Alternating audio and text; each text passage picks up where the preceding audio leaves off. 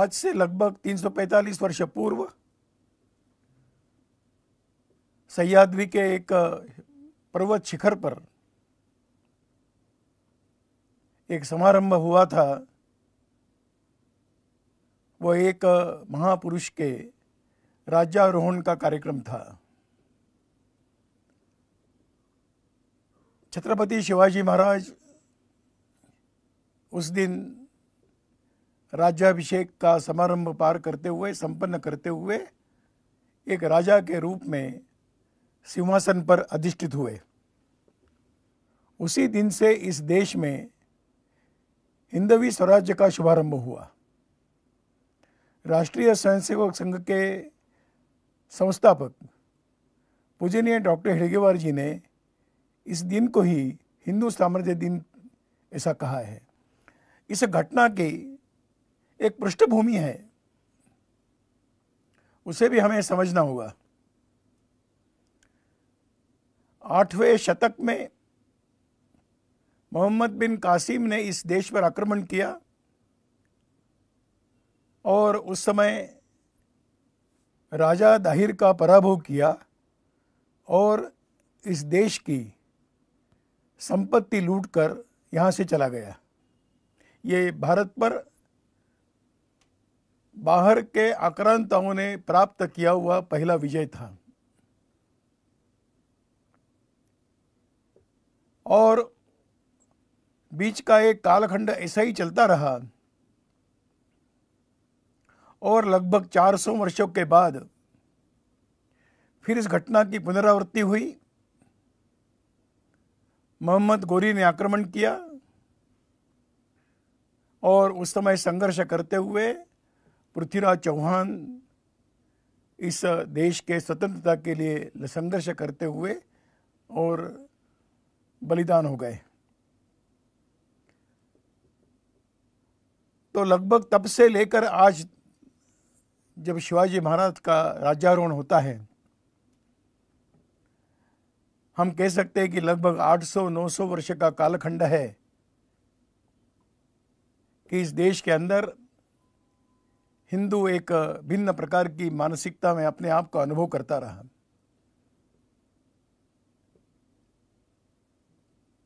हिंदू यानी गुलाम, हिंदू यानी पराजित, हिंदू की मानसिकता हताशा की, निराशा की,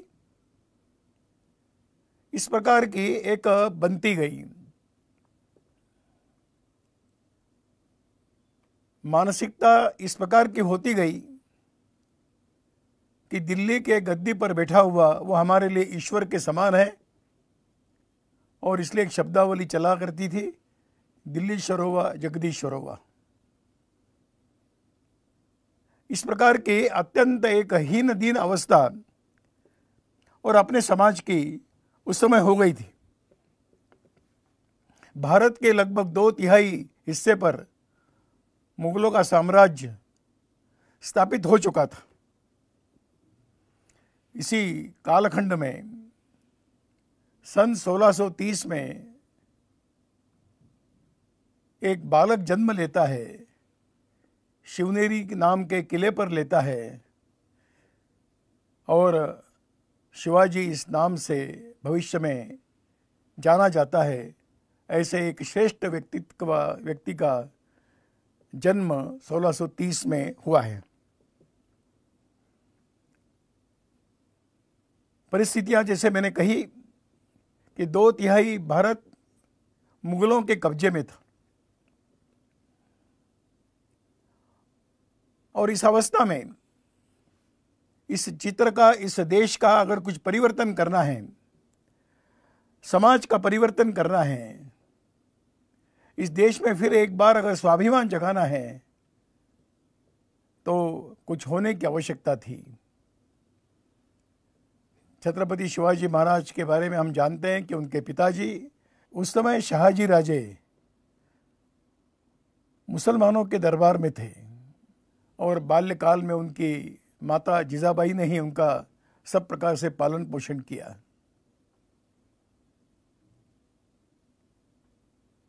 दादोजी कोंडदेव उस शैशवावस्था में उनके गुरु बने कि जिन्होंने उन्हें शस्त्र अस्त्र की शिक्षा दी। एक छोटी विरासत शाहजी राजे के द्वारा शिवाजी को उस अवस्था में प्राप्त हुई, बहुत छोटी विरासत थी, और उस विरासत के आधार पर भविष्य का स्वप्न देखने वाला बालक बड़ा हो रहा था। और बड़ी विशेष बात है कि जब छत्रपति शिवाजी महाराज के बारे में हम जब सोचते हैं तो वास्तव में एक 50 वर्ष की आयु और जीवन भर संघर्ष के अलावा और कुछ नहीं दिखाई देता है। छत्रपति शिवाजी महाराज ने अपने शौर्य और साहस का उपयोग अपने जीवन भर हिंदू समाज की रक्षा और देश हित के लिए ही किया है, यही उनका इतिहास बताता है। किसी भी नेतृत्व की सफलता के कुछ चरण होते हैं। तो चरण में पहली बात आती है कि उसका प्रारंभिक जीवन कैसा रहा। जो नेतृत्व करने वाला व्यक्ति है, परिस्थितियों का आकलन करने की उसकी क्षमता कैसी है, उसके आस्था के श्रद्धा के विषय क्या है, और इस सब करने के लिए साहस के साथ एक पुरुषार्थ की आवश्यकता रहती है, एक निर्भय व्यक्तिमत्व की आवश्यकता रहती है। ऐसा ही व्यक्तित्व अपने जीवन में एक सफल नेतृत्व देने में सिद्ध होता है। और इसलिए जब हम आरंभ का जीवन देखते हैं तो एक बिल्कुल कुमार अवस्था में, युवावस्था में प्रवेश कर ही रहे थे, तो अपने साथियों के साथ रोहिडेश्वर के उस शिव मंदिर में एक संकल्प लेते हैं और एक संकल्प के रूप में शिवपिंडी पर अपने अंगुली से रक्त का अभिषेक करते हैं। और संकल्प क्या था? तो मैं इस भूमि को स्वराज्य प्राप्त करा के रहूंगा। स्वराज्य प्राप्ति का संकल्प है। और इसलिए यह एक प्रारंभ उनका जीवन का, पर इतना ही नहीं था, अपने आसपास के सामान्य लोगों को समझाना है स्वराज्य क्या है। उनके मन में उसके प्रति एक भाव जागरण करना है, और अगर संघर्ष करना है तो अपने कंधे से कंधा लगाकर खड़े होने वाले साथियों को भी तैयार करना है। ऐसे सभी के अंतःकरण में एक विश्वास निर्माण करना है विजय के प्रति। यह सारा कालखंड प्रारंभ का इसी प्रकार का रहा। इसलिए हम देखते हैं कि छत्रपति शिवाजी महाराज के साथ कौन खड़े रहे? तो सामान्य उस सह्याद्री के पहाड़ियों में रहने वाला, जिसको मावला कहा जाता है, सामान्य मावला एक खड़ा हुआ। उतना ही नहीं, फिर कान्होजी जैसे जयदेसर के व्यक्तिमत्व तो खड़े हुए, बाजी पासलकर जैसे व्यक्ति खड़े हुए, तानाजी कंधे से कंधा लगाकर खड़े होने वाले तानाजी मालुसरे हमने देखे। राजा की और स्वराज्य की रक्षा के लिए सब प्रकार का पुरुषार्थ करने वाले बाजी प्रभु देशपांडे हम लोगों ने सुने हैं।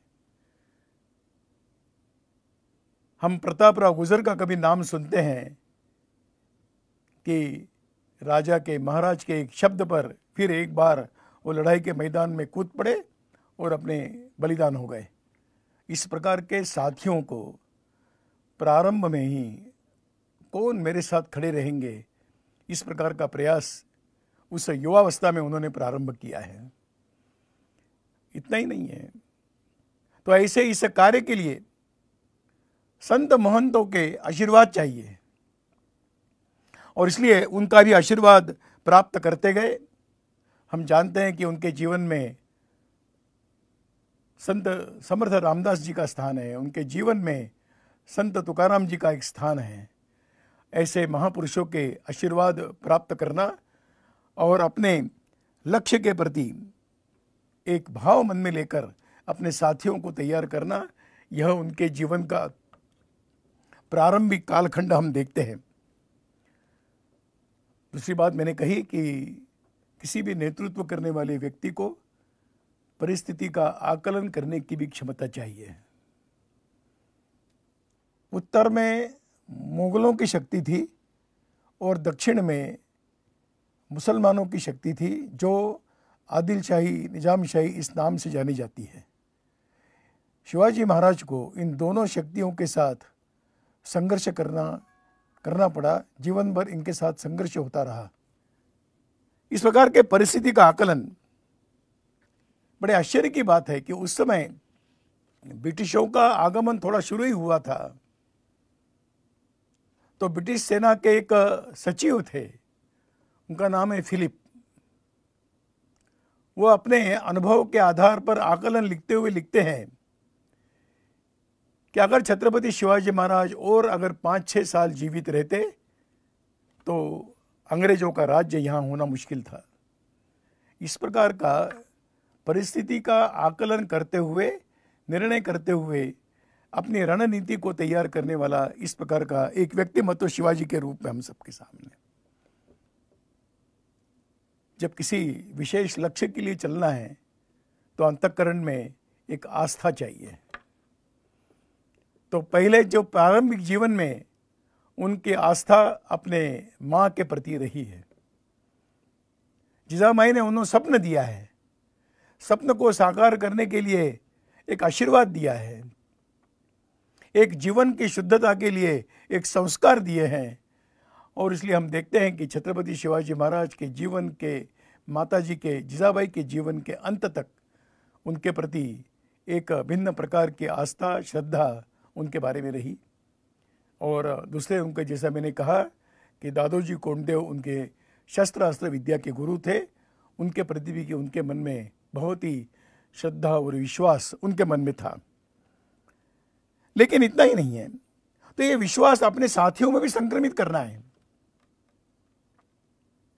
जब तक एक आस्था निर्माण नहीं होती तब तक व्यक्ति श्रेष्ठ प्रकार के पुरुषार्थ करने के लिए तैयार नहीं हो सकता है। पुरुषार्थ मतलब शस्त्र नहीं है, पुरुषार्थ मतलब एक अंतःकरण की एक शक्ति है। उस शक्ति के बल पर इस प्रकार के लक्ष्य को प्राप्त किया जा सकता है। इसलिए उन्होंने अपने सब प्रकार के आसपास के लोगों के अंदर इस स्वराज्य के प्रति एक आस्था निर्माण की है। और जब आस्था अधिक गहन हो जाती है तो उसका परिवर्तन विश्वास में होता है, और इसलिए महाराज के प्रति विश्वास है। वो कहा करते थे कि भवानी माता का मुझे आशीर्वाद प्राप्त है। देखिए कितनी श्रद्धा उनके अंतःकरण में रही होगी। भवानी माता मेरे आशीर्वाद के रूप में मेरे साथ है, सब प्रकार के सज्जनों का आशीर्वाद मेरे साथ है। और इसलिए इस प्रकार का एक विश्वास, आस्था का भाव, और हम एक सही दिशा में जा रहे हैं, हम एक धर्म युद्ध करने के लिए जा रहे हैं, इस प्रकार का आस्था का भाव उन्होंने अपने सभी साथियों में वो निर्माण करने का प्रयत्न किया। परिणाम क्या हुआ, जिसके बारे में वर्णन कई जगह पर आता है कि ऐसे एक सामान्य लोग तैयार हुए कि जिनके बारे में वर्णन करते हुए कहा गया कि जो कभी रुके नहीं, जो कभी थके नहीं, जो कभी किसी के सामने झुके नहीं और किसी भी कीमत पर बिके नहीं। यह बिना आस्था के संभव नहीं है। इसलिए अपने लक्ष्य के प्रति इस आस्था को निर्माण करते हुए उन्होंने इस सारे लक्ष्य की दिशा में आगे बढ़ने का प्रयास किया हुआ हम सब देखते हैं। इतना ही नहीं है तो सामान्य किलों की रक्षा करने वाले द्वारपाल इतने अनुशासित रहे। एक प्रसंग में जब आता है कि स्वयं छत्रपति शिवाजी महाराज ही अपने किलों की सुरक्षा की स्थिति क्या है देखने के लिए जाते हैं, तो द्वारपाल शिवाजी महाराज को भी रोक देता है। वो कहता है कि नहीं, हम आपको प्रवेश नहीं दे सकेंगे। कहा मैं शिवाजी हूँ, बोला आप कोई भी होंगे, परंतु हमें आदेश है कि सूर्योदय के पूर्व किसी को भी किले के अंदर प्रवेश न दिया जाए, और इसलिए मैं आपको प्रातः काल तक प्रवेश नहीं दे सकता। इस प्रकार की आस्था, इस प्रकार का अनुशासन छत्रपति शिवाजी महाराज के प्रयत्नों से अपने अनुयायियों में संक्रमित हुआ है। आस्था नारों से, भाषणों से नहीं होती, तो आदर्श व्यवहार करने वाले जब सामने दिखाई देते हैं तो आस्था का भाव जागृत होता है। और हम देखते हैं कि छत्रपति शिवाजी महाराज इस प्रकार की आस्था और विश्वास अपने अनुयायियों में जगाने में सफल सिद्ध हुए हैं। चौथी बात आती है, मैं आकलन भी कहा, आस्था भी कही, लेकिन एक निडर व्यक्ति लगता है। कोई भी अगर लक्ष्य प्राप्त करना है तो निर्भयता के साथ, भय मुक्त रहकर आगे बढ़ने वाला व्यक्ति चाहिए। पतंजलि योग सूत्र में बहुत अच्छी बात कही गई। उन्होंने कहा कि पतंजलि कहते हैं कि सन्यासी की पहचान क्या है? सन्यासी की पहचान केवल गेरुआ वस्त्र, दंड, कमंडल यह नहीं है। तो पतंजलि कहते हैं सन्यासी की पहचान उसका अंतःकरण कितना निर्भय है, उस पर उसकी पहचान होती है। और इसलिए किसी प्रकार के भी नेतृत्व करने वाला व्यक्ति कितना निर्भय है, कितना निडर है, कितना अभय उसके अंदर है, वही व्यक्ति उसका सब प्रकार से नेतृत्व कर सकता है। दो प्रसंग आगे आते हैं जीवन में उनकी। मिर्जा राजे अपनी सारी सेना के साथ डेरा डालकर बैठे हैं। क्या करना है? तो मिलने के लिए जाना है, संधि करना है, आपस में वार्तालाप करना है। तो छत्रपति शिवाजी महाराज अपना किला छोड़कर उनके छावनी में गए हैं। मैं वहीं आता हूँ।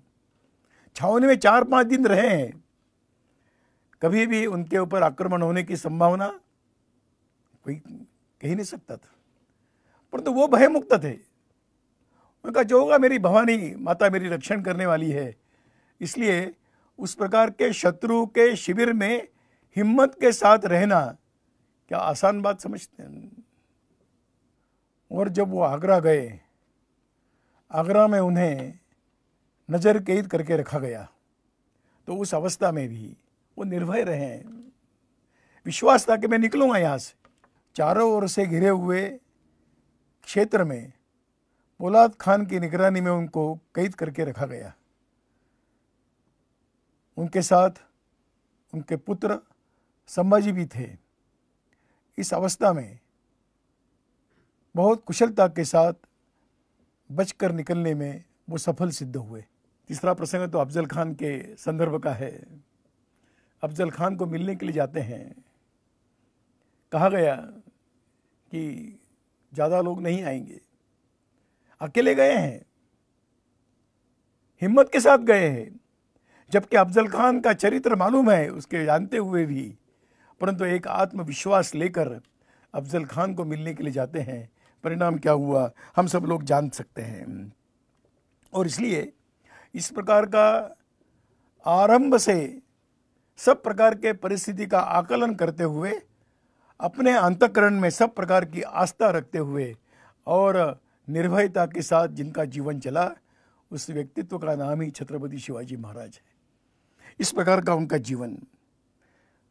जब राज्याभिषेक का समय आता है, उनकी इच्छा नहीं है। आज के परिस्थिति में अगर हम देखेंगे, कौन राजा बनने के लिए तैयार नहीं है? मुझे स्वयं राजाभिषेक करना है ऐसा कहते तो उसे कोई अनुचित भी नहीं मानता। लेकिन प्रसंग बताते हैं कि उन्होंने स्वयं की अपनी इच्छा नहीं थी, परंतु काशी से आए हुए गागा भट्ट, उन्होंने उनको आग्रह किया कि नहीं, आज देश में एक हिंदू राजा होना इसकी एक बहुत बड़ी आवश्यकता है, और इसलिए आपका राज्याभिषेक होना एक महत्व की घटना इस देश के इतिहास में मानी जाएगी। और इसलिए वो राज्याभिषेक के लिए तैयार हुए। परंतु उन्होंने कभी नहीं कहा कि ये मेरा राज्याभिषेक हो रहा है। उस समय भी वो ये कह रहे हैं कि ये तो राज्य हो, ये तो भगवान की इच्छा है। मैं एक सेवक के रूप में, भगवान के प्रतिनिधि के रूप में और इसमें और मैं आ रहा हूँ। वैसे तो अपने यहाँ परंपरा है। राणा प्रताप के बारे में हम सुनते हैं कि वो स्वयं को, अपने आप को एक लिंग के मतलब शिव शंकर के दीवान मानते थे। मैं उनका दीवान हूँ, मैं राजा नहीं हूँ। तो अपने देश के अंदर ऐसी परंपरा, गद्दी पर बैठने वाले राजा महाराजा भी ऐसे जो पुण्य श्लोक हुआ करते थे, उन्होंने कभी भी अपने आप को उस सिंहासन से ऊंचा नहीं माना और ईश्वर की इच्छा के अनुरूप हम इसको ग्रहण कर रहे हैं, यही उनकी भावना थी। और इसलिए वो कहते थे कि भवानी माता की इच्छा है कि मैं राजा बनूं, मैं तैयार हूँगा। परंतु उसके बाद इस देश के इतिहास में बहुत गतिमान परिवर्तन होता हुआ हम अनुभव करते हैं। बहुत गतिमान परिवर्तन हुआ है। छत्रपति शिवाजी महाराज के बाद पेशवाओं के प्रतिनिधि रघुनाथराव पेशवे, वो अपनी सेना लेकर इस देश को फिर एक बार स्वतंत्र करने के लिए निकले। और आज का उड़ीसा का जो कटक है, उस कटक से लेकर और दूर पश्चिम की सीमा पर भारत के बाहर का, परंतु पूर्व में कभी भारत का रहा, ऐसे अटक नाम का स्थान है, वहाँ तक गए। और इसलिए कटक से लेकर अटक तक भगवा झंडा इस देश के अंदर फहराने वाले रघुनाथराव पेशवे। और परिणाम ये हुआ कि जो क्षेत्र मुगलों के कब्जे में था, वो सारा का सारा बदलकर हिंदुओं के और स्वामित्व में आ गया। इस प्रकार का इतिहास हम सब जानते हैं। कहा तो जा सकता है कि भारत जो खंडित हुआ था, उस खंडित भारत को फिर एक बार अखंड बनाने की दिशा में डाला हुआ कदम था, ऐसा हम जरूर कह सकते हैं। जब राजा बनते हैं, एक राष्ट्रीय दृष्टिकोण है उनके सामने। उनके जीवन में पूरा अगर हम देखेंगे तो राष्ट्रीय दृष्टिकोण। मैं दो प्रसंग बताने वाला हूं। एक प्रसंग है मिर्जा राजे जयसिंह का। मिर्जा राजे मुगलों के सरदार, औरंगजेब के सरदार बनकर आए। छत्रपति शिवाजी महाराज को मैं पकड़ कर लाऊंगा, ऐसा संकल्प लेकर आए थे। छत्रपति शिवाजी महाराज जानते हैं कि मिर्जा राजे राजपूत है, हिंदू है। उनके नाम से लिखा हुआ पत्र बड़ा प्रसिद्ध है, पढ़ने लायक है, अध्ययन करने लायक है। वो पत्र में लिखते हैं कि मिर्जा राजे, आप लड़ाई करने के लिए क्यों आ रहे हो? आपके साम्राज्य के विस्तार के लिए आते तो किसी प्रकार की लड़ाई की आवश्यकता नहीं। मैं मेरा साम्राज्य आपके चरणों में वैसे ही समर्पित करने के लिए तैयार हूं। लेकिन आप मुगलों के साम्राज्य के लिए आए हैं, तो मेरी भवानी तलवार आपके लिए संघर्ष के लिए सिद्ध है। मैं मेरा सारा राज्य आपको समर्पित करने के लिए तैयार हूं, लेकिन आप आपके साम्राज्य के लिए नहीं आ रहे हैं। विचार कीजिए। पत्र लिखते हो, मुझे कुछ नहीं चाहिए। हो नहीं पाया अलग बात है, लेकिन छत्रपति शिवाजी महाराज ने अपना दृष्टिकोण उस पत्र के माध्यम से बहुत सशक्तता से रखने का प्रयास किया है। दूसरा एक प्रसंग है, जब आगरा से वापस आ गए थे तो बीच के राजाओं से भी कुछ परिचय हुआ है। तो बुंदेलखंड के राजा छत्रसाल, वो भी मुगलों से लड़ रहे थे। उन्होंने कहा कि शिवाजी महाराज आप आइए, हम और आप मिलकर इन मुगलों के सब प्रकार का पराभव करेंगे और ये सारा राज्य आपका हो जाएगा। छत्रपति शिवाजी महाराज की विशेषता यहाँ पर फिर एक बार प्रकट हुई। उन्होंने कहा, मैं साथ दूंगा, हम लड़ेंगे, राज्य तुम्हारा होगा। मुझे कोई साम्राज्य विस्तार की अपेक्षा नहीं है, मेरी आकांक्षा भी नहीं है। क्या इस प्रकार का एक राष्ट्रीय दृष्टिकोण रखने वाला व्यक्तिमत्व है। उनके राज्य की रचनाएं जब वो करते हैं तो उन्होंने कुछ बातें निश्चित की है। उनके विश्वसनीय लोगों में भिन्न भिन्न संप्रदाय के लोग थे, उसमें मुसलमान भी थे। उन्होंने कई लोगों को अपने साथ लिया कि जो इस स्वराज्य की स्वतंत्रता के लिए, स्वराज्य के लिए बलिदान होने के लिए, लड़ने के लिए तैयार है, वो किसी भी धर्म के हो, किसी भी जाति के हो, किसी भी संप्रदाय के हो, वो मुझे स्वीकार है। वास्तव में इतिहास में तो कई घटनाएं ऐसी है कि उस समय उनके बहुत निकट के रिश्तेदार उनके विरोध में खड़े हुए हैं, उन्होंने साथ नहीं दी है। उल्टा है, मुगलों की मुसलमानों का साथ दिया। ऐसे उस समय के कुछ लोग रहे, उसमें चंद्रराव मौर्य वगैरह हम सब नाम सुनते हैं कि जिन्होंने और आक्रांताओं की सहायता की, तो वो तो इनके निकट के थे। परंतु छत्रपति शिवाजी महाराज के जीवन में दिखाई देता है कि इस प्रकार के और भेदभाव न करते हुए सबको साथ में लेकर चलने की बात ध्यान में आती। एक बात और ध्यान में आती कि जैसा ये सभी प्रकार का हम बिना भेदभाव मुक्त, हमारा भेदभाव मुक्त शासन रहेगा, हम जनता का विश्वास प्राप्त करेंगे। सामान्य जनों के मन में अगर सत्ता के प्रति अगर कहीं ना कहीं अविश्वास रहा तो कोई भी राजा न देश का हित कर सकता है, न समाज का हित कर सकता है। और इसलिए उन्होंने सामान्य जनों में अपने राज्य के प्रति एक विश्वास जगाने का प्रयास किया है। उन्होंने जो आदेश निकाले हैं समझने लायक है। उन्होंने महिलाओं की सुरक्षा की बात कही है।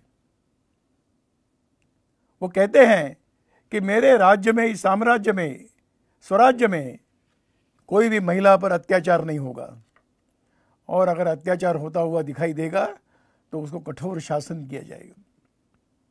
वो किसानों की सुरक्षा की बात करते हैं, अपने सैनिकों को बताते हैं कि हम जहाँ भी जाएंगे किसानों को हम पीड़ित नहीं करेंगे। अगर उनसे अनाज लेना है हम पैसों से खरीद कर अनाज लेंगे, परंतु कोई भी अगर सेना का एक सैनिक अगर इसके विपरीत कुछ करता है तो उसे कठोर शासन किया जाएगा, वो कहते हैं।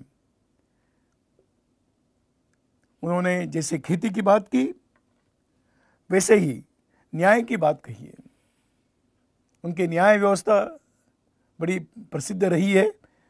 किसी पर भी मेरे राज्य में किसी के साथ अन्याय नहीं होगा, वो उसकी बहुत चिंता करते हैं। और उसी के साथ साथ साधु संत मठ मंदिर ये भी सुरक्षित रहे, इस प्रकार की अपने मंत्रिमंडल के माध्यम से उन्होंने इस व्यवस्था को भी करने का प्रयास किया है। उन्होंने अपने प्रधानमंडल की व्यवस्था करते हुए 8 उनके मंत्री थे, जिसको अष्टप्रधान कहा जाता है। उसमें 2 प्रधान ऐसे थे कि जिसके एक के पास न्याय व्यवस्था की जिम्मेदारी थी और एक के पास सब प्रकार के धार्मिक बातों की रक्षा करने की जिम्मेदारी थी। विशेषता ये रही कि ये सब प्रकार के संघर्ष के कालखंड में युद्ध भूमि में कभी गए नहीं और अपने ही स्थान पर रहते हुए इन 2 बातों की चिंता वो निरंतर करते रहे। ऐसे इनके ये 2 प्रधान थे। लगभग 300 किले उनके पास थे। परंतु आश्चर्य इस बात का है, आज हमको आश्चर्य लगता है, वास्तव में आश्चर्य करने की बात नहीं, ये सहज होना चाहिए। वो क्या है कि 300 किलों में एक भी किलेदार उनका रिश्तेदार नहीं है।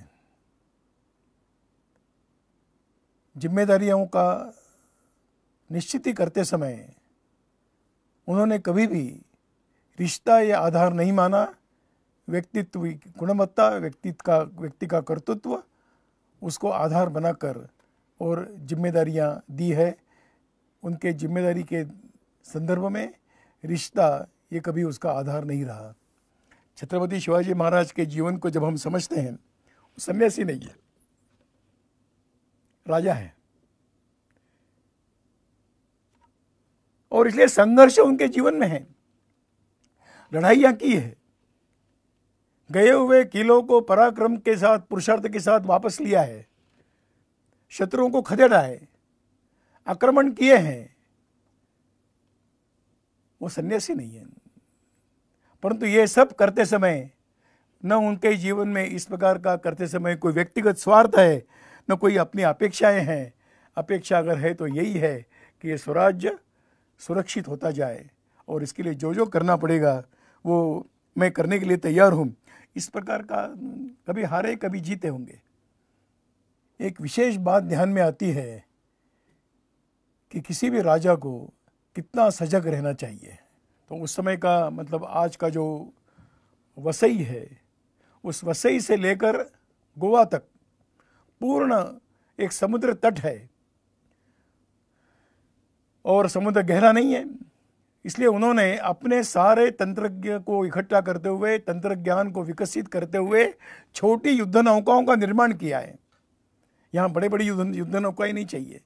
अंग्रेजों के पास बड़ी बड़ी युद्ध नौकाएं थी, परंतु छत्रपति शिवाजी महाराज ने छोटी युद्ध नौकाओं को विकसित करते हुए जो वहाँ की सुरक्षा कर सके, इस प्रकार का प्रावधान किया है। और इसलिए एक सभी दृष्टि से सोचने वाला, विचार करने वाला, नीतियाँ तय करने वाला, इस प्रकार का एक आदर्श राजा के रूप में छत्रपति शिवाजी महाराज का जीवन हम सबके सामने है। कोई कई कहते हैं कि औरंगजेब की शिवाजी महाराज की तुलना क्या होगी, तुलना नहीं हो सकती, कोई समानता नहीं है। एक है जो अपने निजी स्वार्थ के लिए अपने पिताजी को जेल में डाला है, अपने भाइयों को जेल में डाला है, अपने पुत्र को भी जेल में डाल दिया। ऐसा एक तरफ औरंगजेब का चरित्र है और दूसरी ओर छत्रपति शिवाजी महाराज का एक उज्जवल चरित्र है, उज्जवल चरित्र है। एक भी उनके जीवन में कोई उन पर आरोप कर सकता है ऐसा एक भी अवसर नहीं है। महिलाओं से भी, महिलाओं के संदर्भ में हो या आर्थिक व्यवहार के संदर्भ में हो, इतने 50 वर्ष की जिंदगी में, आयुष्य में, उस कालखंड में एक भी अवसर ऐसा नहीं है कि जिसके बारे में कहा जा सकता है कि यहाँ पर थोड़ी गलती हुई। कैसे तुलना करेंगे? इसका एक ही कारण है कि छत्रपति शिवाजी महाराज का कोई निजी स्वार्थ नहीं है, उनकी स्वयं की कोई अपेक्षा ही नहीं है, उनका साम्राज्य विस्तार की उनकी कल्पना नहीं है। जो भी कुछ है वो इस मातृभूमि के लिए है, इस देश के लिए है, इस प्रकार का भाव रहा। इसलिए तुलना तो कर नहीं सकते, करना भी नहीं चाहिए। एक बात और बताना ठीक रहेगा, वो कहते हैं शासन करेंगे, हम पलायन करने वाले नहीं हैं। अपनी जिम्मेदारियों को हम समझने वाले हैं, अपने कर्तव्यों का पूर्ण रूप से पालन करेंगे और इसलिए शासन छोड़कर भागने वाले, अपनी जिम्मेदारियों से भागने वाले हम नहीं रहेंगे, जिम्मेदारी के साथ रहेंगे। और जो युद्ध करेंगे तो केवल लड़ाई करने के लिए नहीं, झगड़ा करने के लिए नहीं, तो जीतने के लिए लड़ाई करेंगे। कितना एक स्पष्ट दृष्टिकोण उन्होंने अपने जीवन में वो रखा है। इस प्रकार का एक आदर्श उन्होंने अपने व्यक्तिगत जीवन में प्रस्तुत किया। आज भी अगर उनके उस सारी राज्य व्यवस्था का अगर कोई अध्ययन करेंगे तो ध्यान में आता है कि एक बहुत एक सुंदर समग्रता से उन्होंने एक राज्य व्यवस्था कैसी हो इसका एक खाका प्रस्तुत किया है। एक हमेशा के लिए एक ब्लूप्रिंट देकर गए और इसलिए हम समझते हैं कि समय समय पर जिनको शासन चलाना है, उन्होंने छत्रपति शिवाजी महाराज के शासन व्यवस्था को समझने की आवश्यकता है, समझने की आवश्यकता है। एक आदर्श व्यवस्था उन्होंने अपने कालखंड में स्थापित की जो निरंतर कई वर्षों तक चलती रही। एक बात मैं और कहना चाहूँगा, व्यक्तिगत तो चारित्र संपन्न रहे, साहसी रहे, दृढ़ता के साथ चले, सब प्रकार के विपरीत परिस्थितियों पर मात करते हुए चले। इसका अगर कोई एक ही कारण अगर ढूंढेंगे तो उनका निस्वार्थ भाव है, उनके जीवन में स्वार्थ को शून्य स्थान है। यही उनके जीवन का एक संदेश है। और इसलिए उनका वर्णन करते हुए क्या कहा गया, तो शायद ही दुनिया के इतिहास में किसी राजा को योगी नहीं कहा होगा, परंतु छत्रपति शिवाजी महाराज का वर्णन करते समय कहा गया वो तो श्रीमान योगी हैं, श्रीमंत योगी कहा गया। इसका एक ही कारण है कि वो धर्म के लिए खड़े रहे, धर्म के लिए लड़े हैं। स्वयं का उनका जीवन इस प्रकार से राष्ट्र के लिए, देश के लिए, समाज के लिए, हिंदू के लिए इस प्रकार का समर्पित उनका जीवन रहा है। एक सहज मन में विचार आता है कि ईश्वर अवतार लेता है, मनुष्य का रूप लेता है, उसका भी कुछ उद्देश्य होता है। भगवान राम ने यहाँ जन्म लिया, उनके जीवन का लक्ष्य ही इस दुनिया से, इस भूमि पर से जो भी दुष्ट शक्तियां हैं उनका संहार करना, यही उनका लक्ष्य रहा। तो इसलिए उनके जीवन के सारे प्रसंग उसे राक्षसी प्रवृत्ति का संहार करने के लिए गए हुए हैं।